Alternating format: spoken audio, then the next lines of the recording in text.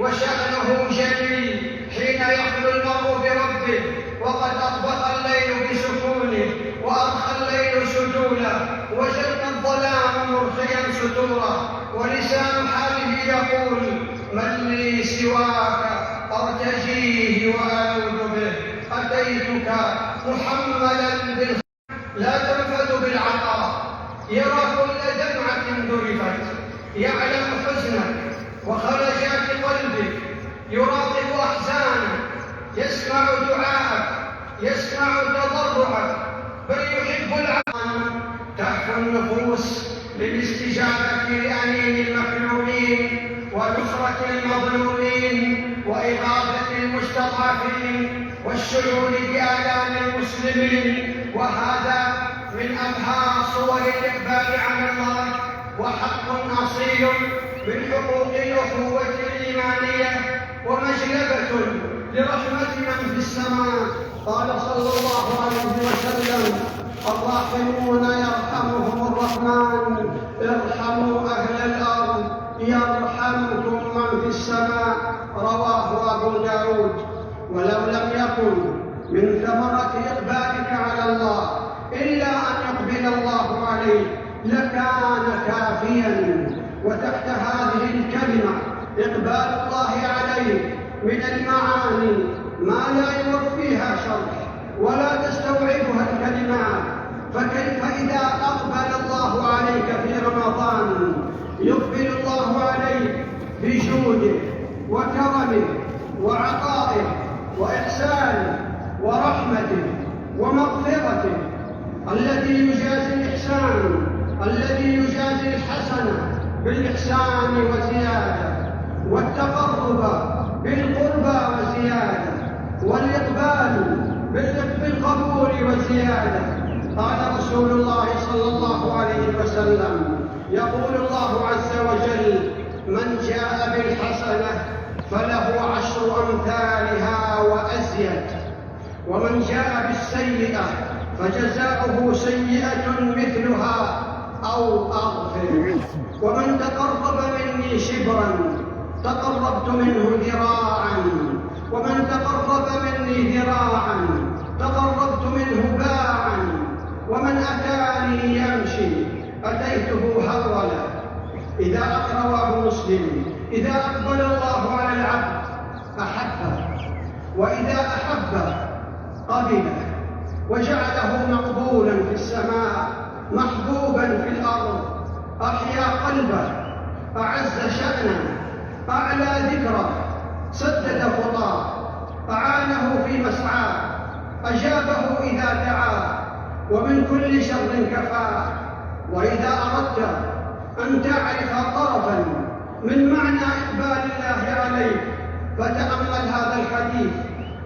روى البخاري من حديث أبي هريرة رضي الله عنه عن النبي صلى الله عليه وسلم أنه قال إن الله قال من عادى لي وليا فقد آذنته بالحرب وما تقرب إلي عبدي بشيء أحب إلي مما افترضت عليه وما يزال عبدي يتقرب إلي بالنوافل حتى أحبه فإذا أحببته كنت سمعه الذي يسمع به وبصره الذي يبصر به ويده التي يبطش بها ورجله التي يمشي بها وإن سألني لأعطينه ولئن استعاذني لأعيذنه وما ترددت عن شيء أنا فاعله ترددي عن نفس المؤمن يكره الموت وأنا أكره مساءته. بارك الله لي ولكم في القرآن العظيم ونفعني وإياكم بما فيه من الآيات والذكر الحكيم. أقول قولي هذا وأستغفر الله فاستغفروه إنه هو الغفور الرحيم.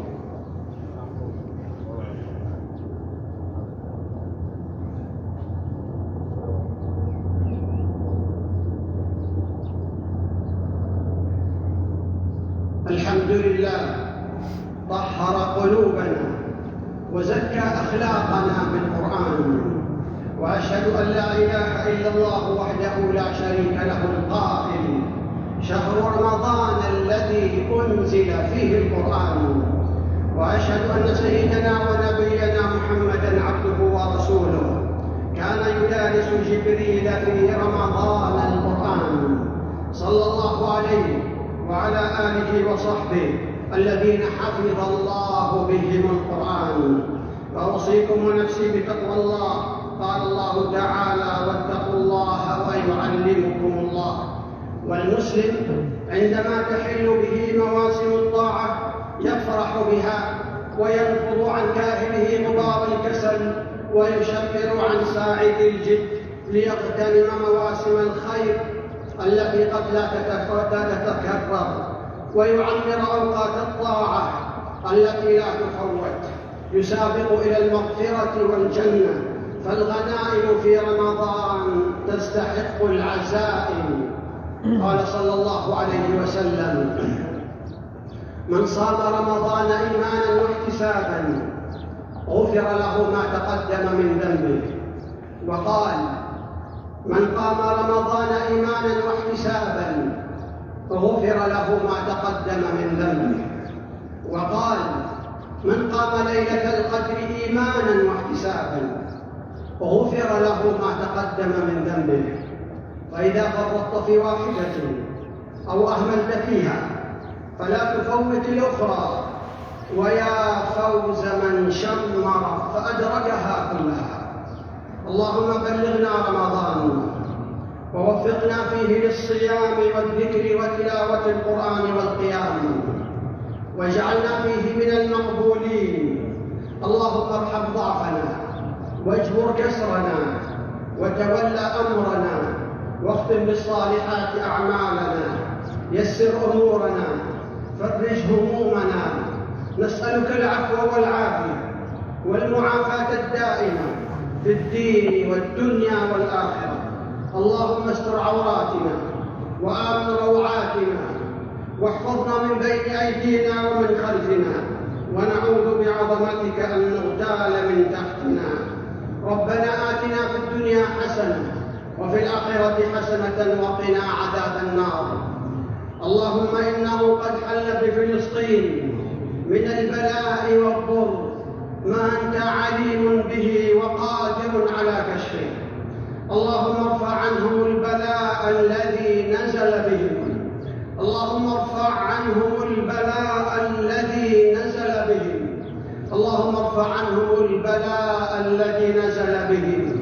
اللهم إنهم جياع فأطعمهم، وحفاة فاحملهم، ومظلومون فانتصر لهم. اللهم وفق إمامنا وولي أمرنا خادم الحرمين الشريفين لكل خير يا رب العالمين، ووفق ولي عهده لما تحب وترضى ولما فيه صلاح البلاد والعباد. وصلى الله على نبينا محمد وعلى آله وصحبه وسلم.